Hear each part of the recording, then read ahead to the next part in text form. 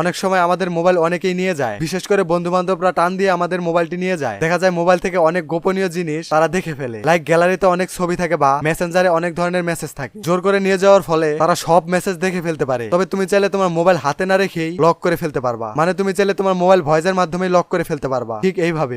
Hey Siri, lock the phone.